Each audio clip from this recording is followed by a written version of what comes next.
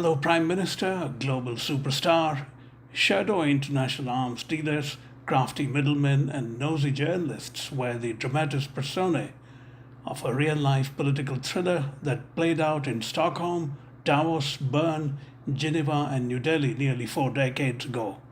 Of all the names crowding India's biggest and most notorious $1.4 billion arms purchase scandal involving the Bofors howitzer guns manufactured by a Swedish armaments giant was one investigative journalist who stood out for her relentless pursuit of the truth behind who received the kickbacks. The journalist, now the well known veteran of the profession, Chitra Subramaniam, faced threats to her and her family's lives, her car brake slashed, windshield broken, and even offered a suitcase full of what remains a mystery. Chitra, who has lived near Geneva, Switzerland for a long time, has revisited that remarkable story in her book, Boforsgate, A Journalist's Pursuit of Truth. Among other questions, the book examines whether the late former Prime Minister Rajiv Gandhi was a beneficiary of the Bofors kickbacks. It is a scandal that may be dated, but still retains juice for the current generation.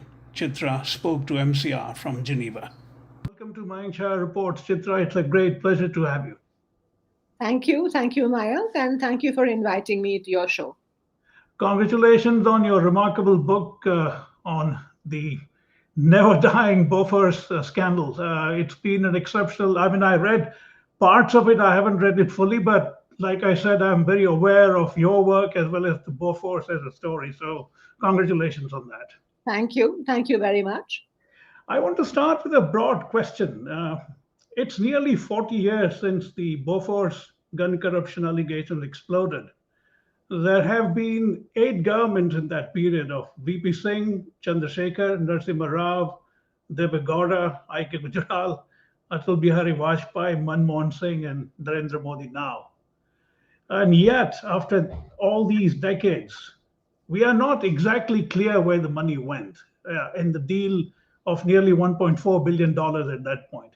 Tell me how you look at this passage of time as someone who was at the core of the investigation. The thing is, as you know, I was in India recently with the book, launching it and promoting it. And one person made a very interesting comment. She said that the moment you go anywhere near the Gandhi family, why is it that Bofors continues to be what it is, as you just said? It's just that, there have been much bigger scandals, if you wish, in terms of money. Right. Here you're looking at 1.4 billion. But the issue that makes this one stick out is that the corruption washed around the Prime Minister of India, around the Prime Minister's office. It led to his downfall. So it's left that kind of an impact. And all these governments that you said, so many governments that followed, they have their own reasons. Some obviously because they are pro-Congress, the others because they depend on some kind of coalition politics. And more recently, as I say in my book, I had Mr. George Fernandez, who was in the opposition, tell me that he had been told by the National Security Advisor to not, Rajesh Mishra, to not open the box because we need to keep, we need to stay out of Mrs. Sonia Gandhi's way. Now, I don't know how much of that is true, but this was said to me. In much the same way, you had also the law minister, Mr. Jethmalani. Both of them were the pioneers of saying, Rajiv Gandhi is involved, but then they all became very quiet when both of them were in power and they could have opened the box. So the fact remains that it's not so much a mystery to me as it is a sense of, and I also want to add one more thing to your question, Mayank. As a journalist, it's not my problem to figure out why they haven't opened the box. My work will be continuing to ask questions, right? Right.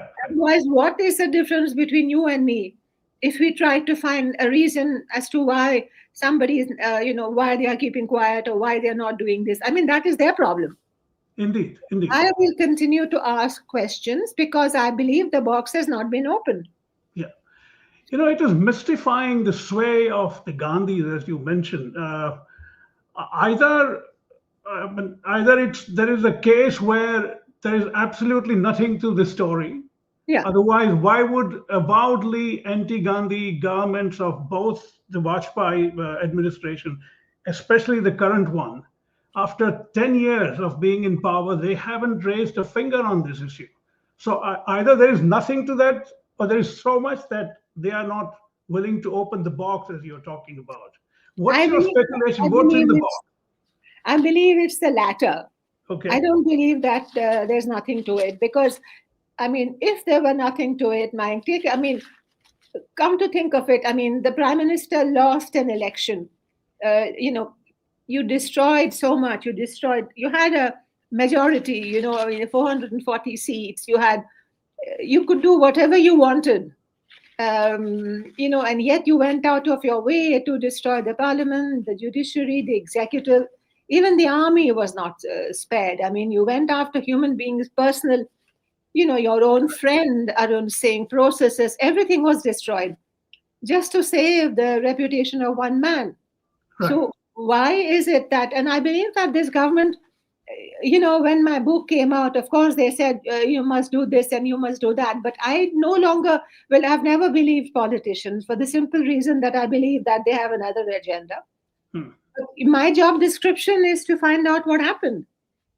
Right. Their job description is to take care of the country or to find the best guns. By the way, they were very good guns. We got very good guns for a very good price.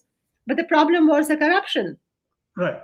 So even this government, I mean, you come to power on anti-corruption, this, anti-corruption, that, then why are you not opening the box? But then I have thought about this also, and I said, if I start playing that, go down that road, why have they not opened? Why have they not opened? Then it's a waste of my time. Yes.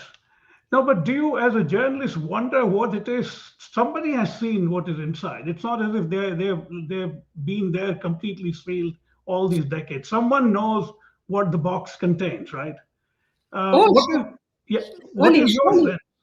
sense? My sense is that my sense, or more than my sense, I know for a fact that Mr. Sten Lindström, who was my chief source in Sweden, the high police officer, he told me that money has gone beyond. And AE Services, the company that is linked to Mr. Quattrocchi, they've got more than 7 million. They've got at least 14 million, if not more. And the deal is not for 3%. The deal is for, at the very least, 12%, as the arms dealer told me, or 18%, as Bofors told the government of India at one point when they had a meeting with all the top officials who came to India, and then they met all the top bureaucrats. Or what was called a cover-up session. I call it the tuition session, where they said, don't ye mat bolna, wo mat bolna, say this and say that. So you're basically telling an arms dealer, an arms manufacturing company that cheated you, and in a big way, to say, no, don't say this to the Joint Parliamentary Committee, because they can't keep it, they can't keep it secret. So what are you doing? Not only are you smearing the country, you're smearing yourself as well. Right. And then this, high level, the two top people from Bofors come down. They want to give the names of the recipients to my prime minister. And then the prime minister says, no, I want it in writing. If you give it to me orally, I won't take it. So look at the types of cover-ups that's been going on. But to answer your question, what is in that box, from my perspective, one very important thing in that box that I would like to know is that who was giving the instructions, because somebody obviously was giving instructions. Right. Of course, I need to know how much money was involved, and I'm not the only one. I think the whole country wants to know how much money was involved. But more than that, who was giving the instructions at every step? Because you see, every time I wrote a story, the story of the doors who were lying changed, but there was obviously somebody giving instructions. So who was giving instructions? Like if I went left, they said go right. If I went right, they said go on the top. So my thing is that obviously these documents were sent to India after 10 years of a court battle in Switzerland. So we need to know the lawyers. What were the court arguments? What happened in the courts? Right. Who are the people in the courts? What was their reason for stalling for 10 years? So that by itself would be very interesting to know why is it that beyond the guns, and don't forget, this is a question of national security here. Right. Right. When you were first given the documents, you write in your book that you were almost hoping that they were false. Yeah. In a sense, you were invested in the new prime minister, that is Yes. Rajiv Gandhi, who had announced with much fanfare about being Yeah. Mr. Clean and restoring integrity to the government. Yeah. At what point did you realize that you were perhaps wrongly invested in that thought? At what point did I realize that?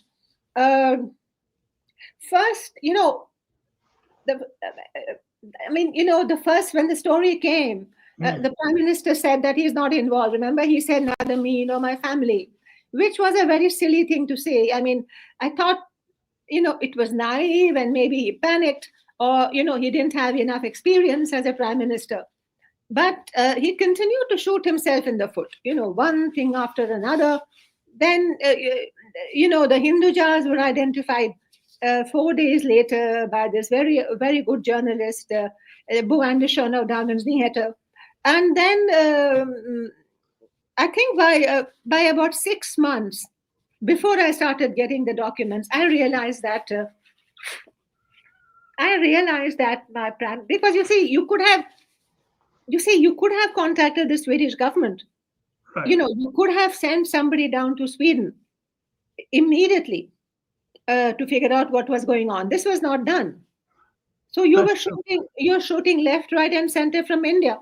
So before I got the first set of documents, which was in 1987, I started to realize that my prime minister was in trouble, and that was not easy for me, because I was also young. I mean, I was ambitious for India, like I suppose all of us were at that Right. point. And he was young, and he said that we will become a strong nation, and I still continue to be very ambitious for my country.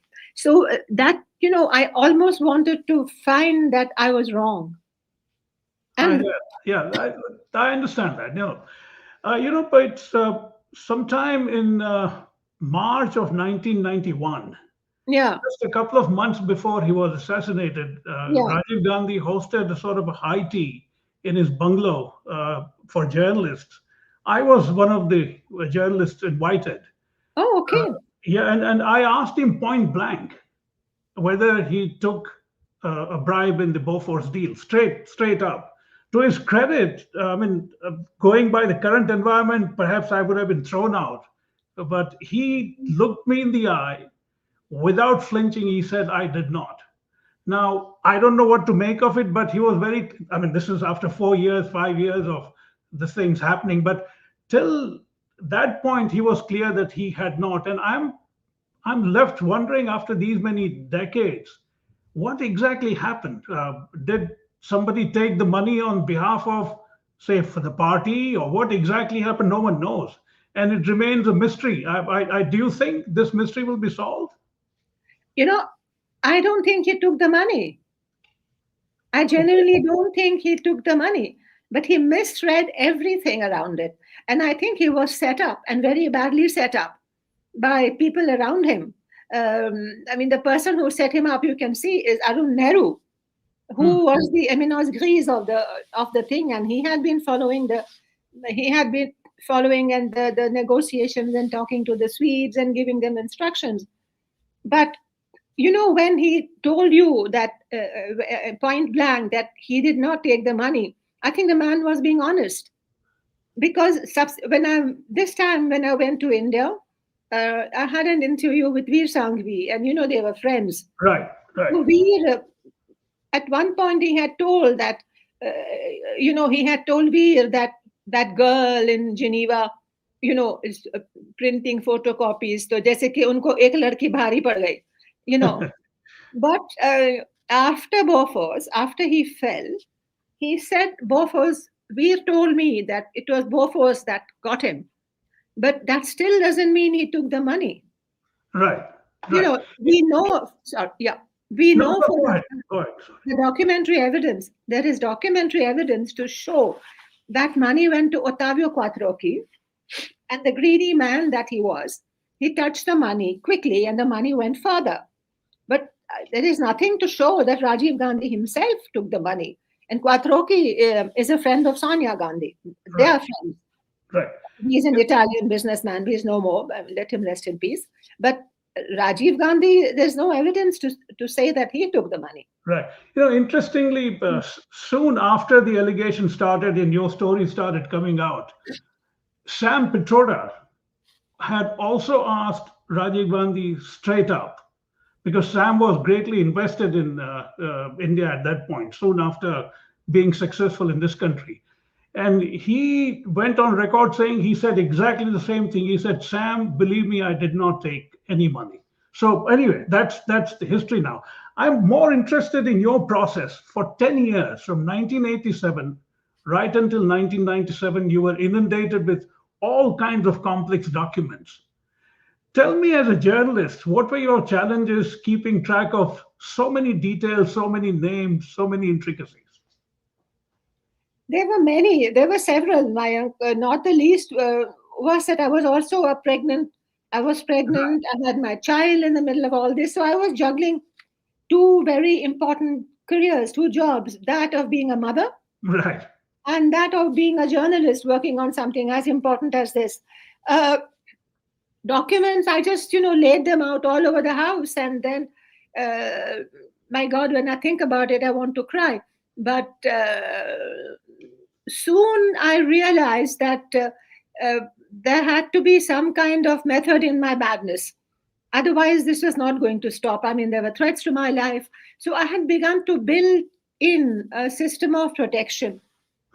Journalists, you are a journalist, and you know how we all build in a certain type of system that protects us. So one of them was physical safety, which my husband and I built in, and then I also spoke uh, to my source in Sweden and to my source in Switzerland to say, listen, I'm getting these types of threats. So they were protecting me.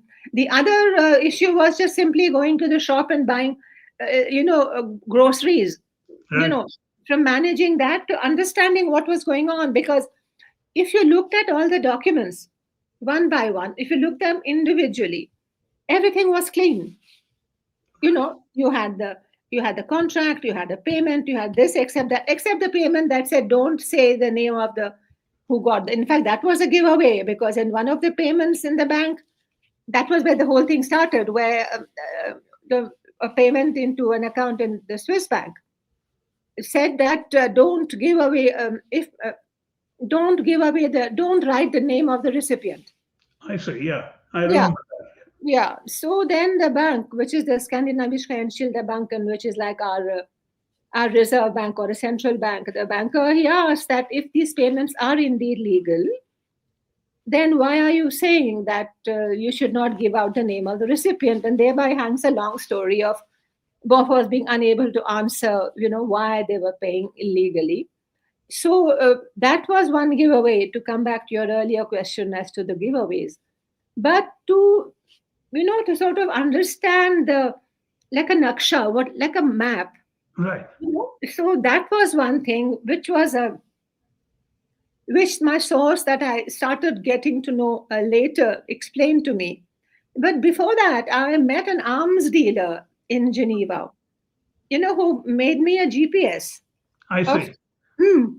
So he said, this is not 3%, Chitra, this is at least 12%, at the very least, if not more, because he said no arms deal of this nature. I mean, it was 1.4 billion, in 1980 something, early 80s. He said no deal of this nature is for 3%. He laughed at me. I So see. he had also made me like this will go there, that will go here. So it's a pretty standard operating procedure. But then how was I going to believe an arms dealer? Right. So I had to, in more ways than one, I had to figure out who is setting me up, who is not setting me up. I had to also prove myself to myself. Much as I had to prove myself to myself that I was a good mother. And what does that mean? Who is a good mother, who is a less good mother? I had to also prove myself to myself that my journalism stood its Right. worth and test of time. And I had a friend in India, Kumi Kapoor. Maybe you know Kumi. I do indeed. Yeah. So she was my only source then. I mean, we didn't have any WhatsApp, or, I didn't even get to see the what I was writing. That was that. And later, as I went on, I had to also deal with my editor, Mr. N. Ram, who was Yes. playing games with my story. So, the higher I went the higher I went closer to power, there are all kinds of things coming in, like the bureaucrats, like Mr. Gopi Arora or Mr. S.K. Bhatnagar or Mr. Karta or Mr. N.N. Vora. Everybody had something to take from this story or something to cover up, which is why I wrote this book. One Right. of the reasons for writing this book is to put out my version of it, what really happened. So Absolutely. yeah, so the challenges were just not one or two, and they were coming from many directions. And sometimes I didn't. It took me a while. This is what happened. It took me a while to understand that they're all coming from. These are issues that I should give more attention to. These are issues that can wait. That's how I dealt with them. Right. You write, and I quote you now, in their arrogance, racism, and misogyny, arms dealers, government, politicians thought they could buy me with money. Yeah, Yes, I was offered a suitcase, unquote. yeah. But you never found out what No, your price was. no, no, because this person came into my office with this case, and then, I mean, he just the gall of giving it to you like this. I know I didn't, and I remember driving home very fast, scared, Mhm. because lots of issues running through your head. No, I mean, how dare, what does he think? And Right, that was the first. Second, maybe, was there a bomb in there? You never know, suitcase bomb.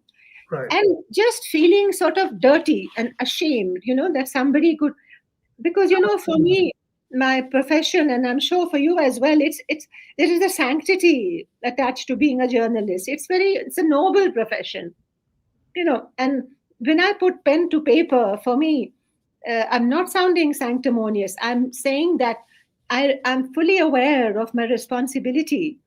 So Uh, when you think you can put a money price on it, I think it's just ghastly. yeah, you'd feel like taking a shower after that. Don't you? Absolutely, absolutely. Ah, In yeah, retrospect, Chitra, in retrospect, I emphasize that it sounds cinematic. Here is this young journalist is traveling through Stockholm and Davos and Bern and Geneva, talking to arms dealers, police investigators, politicians, being offered a suitcase, being threatened there is a threat to her life and her family's life. It sounds all very cinematic now, but I'm sure at that point it must have been absolutely harrowing for you. it was harrowing. It was harrowing, and it's even more harrowing now. But that time it was, oh my God, you know what I felt? I came home and I quickly got into bed and I covered myself with a duvet Oh, because I felt I have to protect myself. I mean, it came down to that basic thing, how dare you? that's And amazing. Yeah. I'm saying this for the first time. I don't think I've never said it to anyone, but I remember coming home, quickly getting into bed. It must have been 3:34 in the afternoon or maybe even earlier. I got into the bed and I did this. I said, my God, you know, how filthy is, I mean, you feel like somebody has expat on you or vomited on you, uh, Absolutely. Yeah. you No, know, that's really touching and in a way stunning that you felt that, and to think that a duet would help you. yes, so that you can't find me behind my jewelry. I mean, it was so, you know, that's what I did. Right, right. I felt terrible. I felt terrible. Speaking of details, to change gears a bit, there were so many accounts: Lotus, Tulip, Montblanc, then electronics. You had Panama registered Svenska. You had AE services.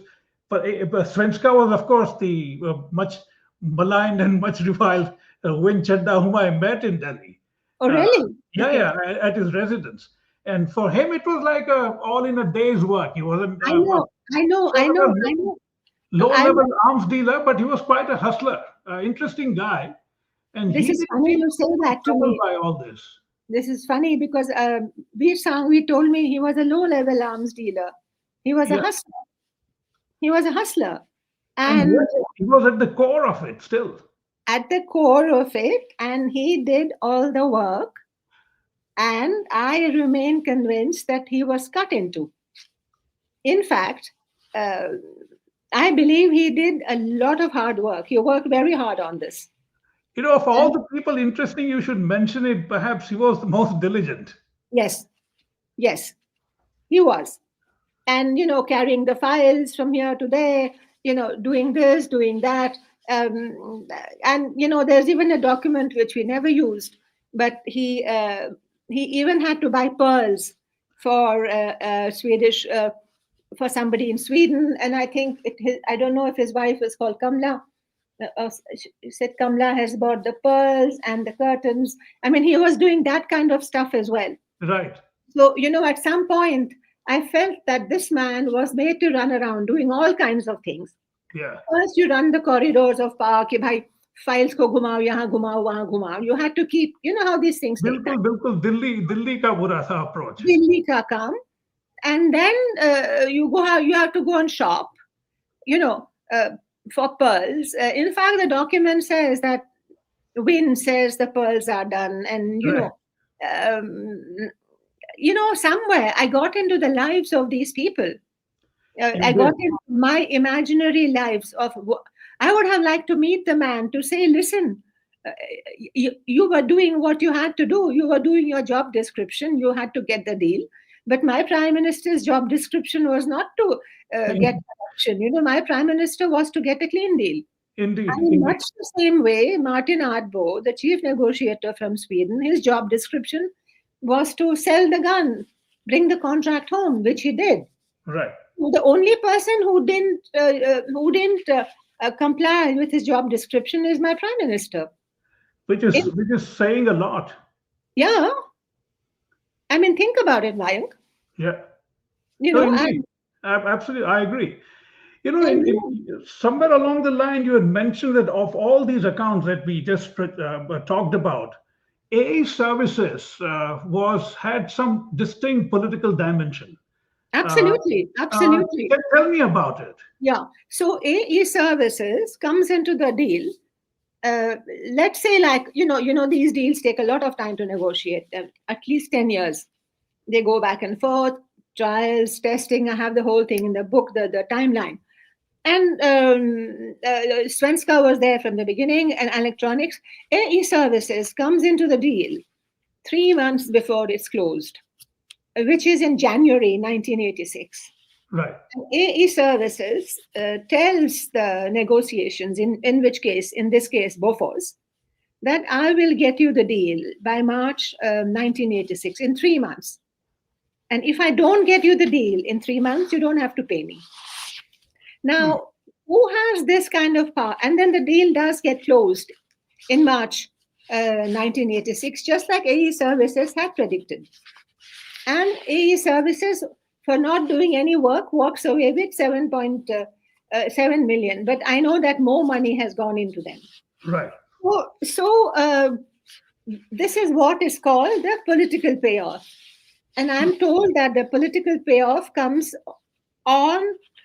on the table when all the numbers are there. All the numbers are there. This is where the political person comes and says, okay, I'm going to take this much. And nobody can question them. Right. So powerful is this person. So certainly Ottavio Quattrocchi is not powerful. I mean, why would Bofors pay Ottavio Quattrocchi? Because Bofors knew about Quattrocchi's links in India. So that is a political payment. I see. You write about a special relationship between Prime Minister Gandhi and the Swedish Prime Minister Olof Palme. It's amazing to point out at this stage that both these men were assassinated for Yeah. different reasons, but they both died. One at the hands of the Tamil Tigers, the other, I think, a lone gunman. Yeah. Tell me about that relationship and how that might have played into the deal finally happening. So the deal was, I mean, when Olof Palme was this, so these are socialist prime minister, he was a fake socialist. I mean, he was trying to look good. He came from the bourgeoisie. His wife is a good socialist, but he was trying to come up, and then, he would lecture to the world from the ramparts of the UN, saying we should not be buying and selling arms, while his country was buying and selling arms to Vietnam and all that. He was an absolute fake, like they're doing now. They're selling arms to Right. Ukraine and all over the world. And Rajiv Gandhi was a novice at that time. He was young in politics. So I think at some point, Palme took him under his wings to show him the ropes internationally, Right. sort of introduce him in conferences. And the deal, the deal was already struck during they had come very close to striking the deal. There was a six nation, this some anti-nuclear conference going on in India. I'm trying to think. This was a conference of the Six Nation anti-nuclear countries. They met in Delhi, I think. There was a conversation in Delhi on the sidelines of which this deal was discussed. I see. Yeah.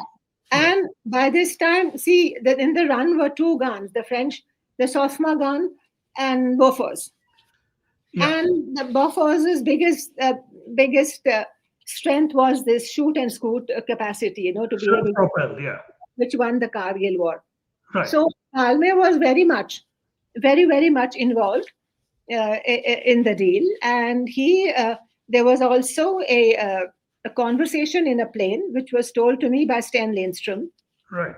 that Rajiv Gandhi had told him that he had accepted $7 million on behalf of his party, and can Sweden accept something like that? So Palme told him that no, he can't accept anything for the party, but he could give this money to something called the Berlangens Foundation, which is a foundation in the it's an industry foundation in Örebro near of Stockholm, where he said the money can go to that. And Mr. Sten Lindström, he went and checked if this money had been paid, because there had been inquiries from India as well. Right. And I don't write about this in the book, but I'm telling you that that these monies had actually been paid. So they had the inquiries from India had not come from CBI, which would have made it criminal. They came like a tax inquiry, maybe ED, like a tax inquiry. Okay. So now we know that there are 7 millions. One paid to AE services in London, which had been locked and unblocked for a few days, so Quattro could take it out.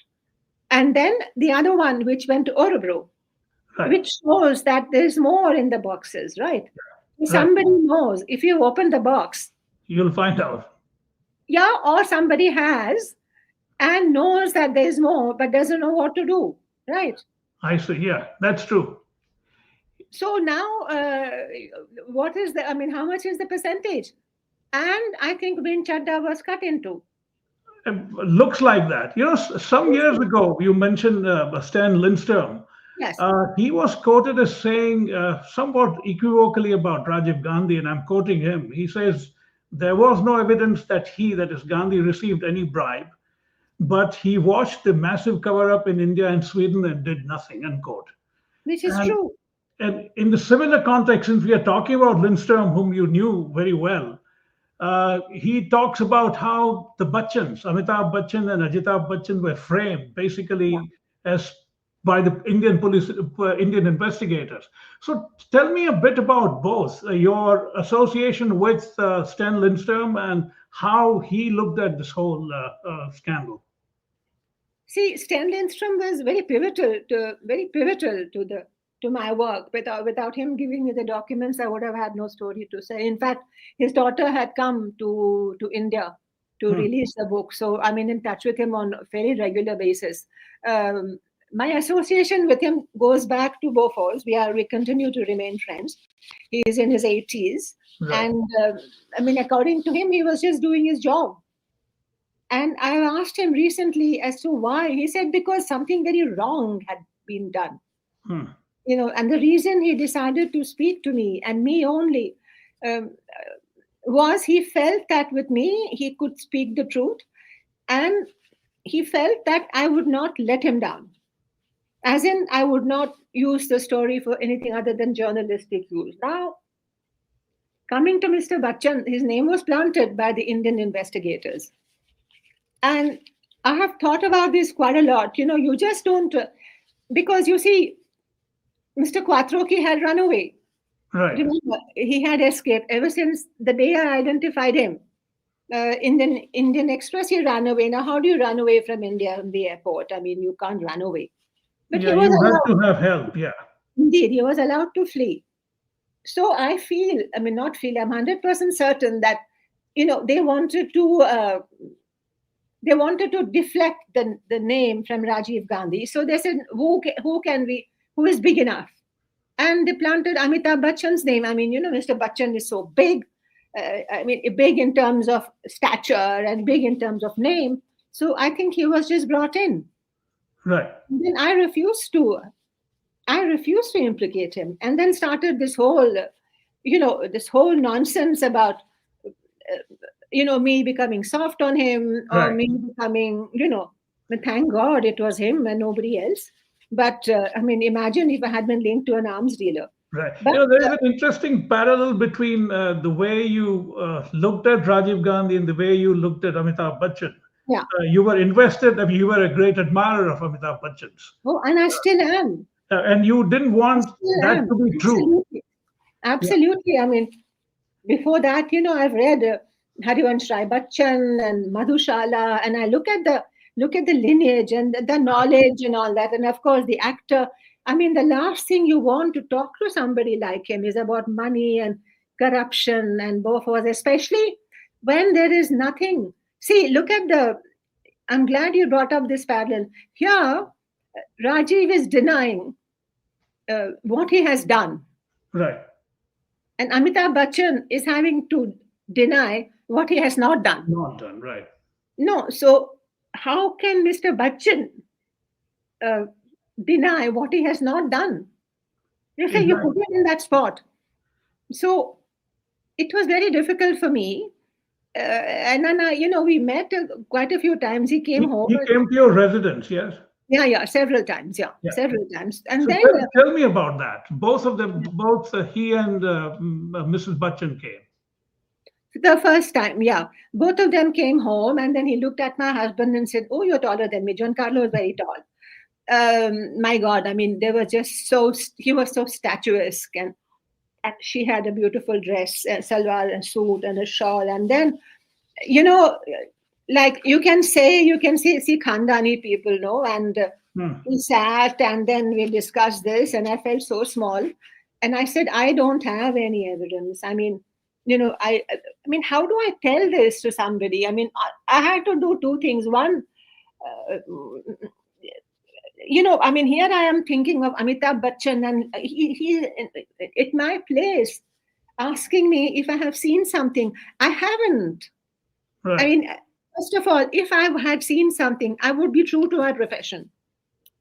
I would not be true to Mr. Bachchan or anybody else. I would be true to my profession. Right. So then I was telling him no.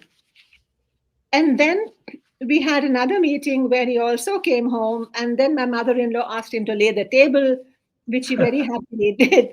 And, I'm trying to think, like, if you were to accuse me, and suppose I'm like Amitabh Bachchan in my stature, suppose you accuse me of doing something I have not done. How do I disprove it to you? And you've taken away my credit card, sometime maybe even my passport. I'm running from pillar to post, trying to prove my guilt. Right. The man is not guilty. So, and you've taken away, all the agencies are working for you. Where do you go? So You he know, took, sorry, yeah, go ahead. no, I'm sorry to interrupt, but there is an interesting personal angle here. On January 31st, 1990, the paper Dagens Nyheter Yeah, published, the Swedish paper yeah, first published that yeah. one of the 6 accounts belonged to the Bachans. That's a famous sixth account. Yeah, And interestingly, my colleague in London, Rahul Bi, as a news agency journalist, which is a typical practice if a reputed newspaper publishes something, a news agency, which is India Abroad News Service, picked up that story with complete attribution to the paper. And soon after that, the Bachchan sued India yes, Abroad and yes, IANS. yeah, And but they won in London. yeah, But Mr. Raju created an extraordinary precedent by saying that I am a New York American newspaper. You can't shop libel elsewhere. And the entire gamut of American media, New York Times, CBS, they all were amicus curiae in this case. And Mr. Raju won. The point I was making was soon after that, I met Mr. Bachchan to talk about his side of the story. And as you were describing, he was quite distraught about he what had was happened to him. distraught. Yeah, he was Yeah, distraught. Absolutely. Because, I mean, just the viciousness of the campaign against him. It was vicious. right, right. Yeah, But just the last few things, Chitra. I know I've taken enough of your time. yeah, I was, I happened on an interview with N. Ram on News Laundry. Just caught a few snippets from that. Your apparent tension with him on yeah, how yeah, he yeah, manipulated basically what you did. yeah, He's saying things like Chitra was a stringer who just supplied us notes. yeah, Basically, I wrote the stories, yeah. and she picked up the bits from that and used it. That these are his Yeah, claims. yeah. How? What is your? Is there any relationship at all? Is there any association, friendship left between the two? No, no, that was an old interview, right? That with News Laundry, Oh, that's an older interview. very old interview. So after I written the book, he has not said anything because in the book, Oh, he hasn't. Okay. no, I have quoted chapter and verse where he was wrong. That was an old interview where it's fact, I sent him detailed notes. There was Right. no question. I sent him detailed notes because he didn't have any sources. They were my sources. And then some of the stories in the beginning, as they appeared, he wrote them because they have very different writing styles. Yeah, do. Then, and then I picked up those stories, and then he says, I just took them up. I wrote them without accrediting, but they were my stories, Right. So how can he take credit for my work? But subsequently, in this book, I have addressed all those issues. So he has not reacted to any of this. And in fact, in this book, I have gone on to say how he sat on documents, AE services, how he threatened the prime minister without publishing stuff. I have gone very, very in detail into all that he has done. This interview does mention those things. So I think this is a newer interview that we are talking about. I just saw it this morning. Okay. Where he does mention why he held on to that AE services story in terms of impact, etc. Then he talks about how, as a journalist, he had to be absolutely certain of so many details. So I think it was in the old interview also. Oh, I see. Then I stand corrected. How he is an old-fashioned journalist and he needed to. Yeah, you're right. That's an old interview. Yeah. Now, to conclude, tell me how the book has. Obviously, it's got a hell of a lot of attention. I was tracking you, and I'm so glad that a fellow journalist is going to make some money by the honest work of writing. So, how is it doing? The book is doing very well. The book is doing very well. It's been on bestsellers lists. Obviously, I was on this interview with Lalan Top, with Saurabh. I saw that, yeah. Saurabh was saying that, did I think that my work would bring down a government? No. On the same note, did I think that my book would do so well? No. Obviously, when you write a book, you want it to do well, but book being sold out, especially after so many years, no. But I'm happy. I'm happy. Interesting you should mention, because even when Bofors was exploding, not a lot of people understood the complexity of what was going on. Yeah, yeah, To think that nearly 40 years hence, it has revived interest in it. It's yeah, quite remarkable. yeah. I wouldn't be very if I had the money, I would make you an option offer to make it into a movie. Yeah. It's really cinematic in many Well, ways. well, I hope you get it. आपके मुंह में घी शक्कर. थोड़ी सी शक्कर दे देना हमको और कुछ नहीं चाहिए. No, this is once again many congratulations. It's a hell of a lot of hard work that you put in. And I'm very glad that you're getting the attention that you so eminently deserve. Thank you. Thank you so much for taking the time to interview, and it's very kind of you.